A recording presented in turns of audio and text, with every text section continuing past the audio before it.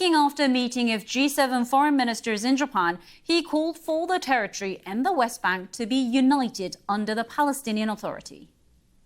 It's also clear that Israel cannot occupy Gaza.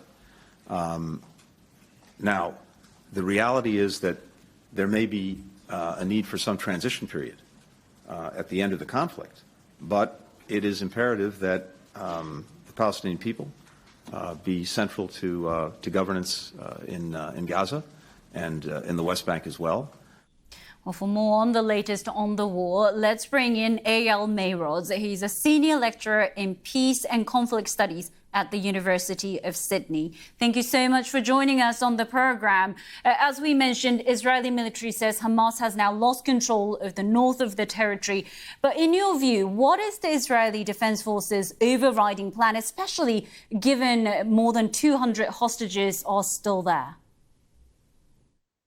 Well, the idea of both destroying Hamas capability and releasing the hostages is very problematic because there's no way that Israelis can go into the tunnels of Hamas and release the hostages. They will be killed immediately if that takes place. So I don't see how anything other than negotiations and agreement on hostages swapped with Palestinian prisoners in Israel will help solve this problem.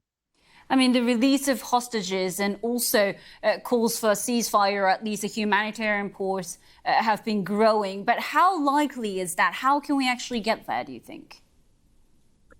Well, we can only guess. There are a number of initiatives run at the moment by Egypt. Iranian negotiators are supposedly trying to release Thai hostages. Holland, the Netherlands was involved, and obviously Qatar. But what are the Hamas intentions of releasing how many and in return for what, and whether Israel will be willing to pay that price is anyone's guess at the moment. And if Hamas indeed had lost control of the north of Gaza, what is the future of Gaza Strip? Because opinions seem to be quite different between Washington and Israel. I think the statement that Hamas has lost control is problematic. It may have lost control above ground, but not underground. And Israel has no alternative other than to go underground if it wants to demolish the Hamas capabilities. And so we have not seen anywhere near the end of the war in North Gaza. Israel is expecting a very long process of fighting, which will add to the current misery of the civilian population that was left in North Gaza. There's still a lot of civilians there that, unless they evacuate, are in grave danger.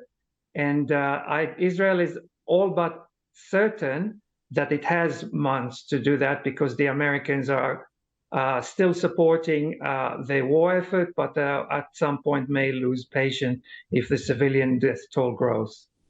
There were concerns at the beginning of the war for a wider regional escalation. In your view, is that still a risk? I think the risk is pretty much what it was from day two, which is on one hand, low because neither Hezbollah nor Israel want escalation. They've been fighting the whole month, but trying to make sure that it doesn't get out of hand. Hezbollah is the main military power in Lebanon, and Lebanon cannot handle any kind of war, and Hezbollah knows that. But at the same time, there's always the risk of some kind of provocation, whether in Al-Aqsa Mosque by religious Jews or the mass killing of Israeli civilians that can deteriorate the situation very quickly and inflame the Middle East. We don't know whether that will happen, what are the odds, but the risk is always there. Eyal Mayroz, thank you so much for joining us on Newsday this morning. Now to the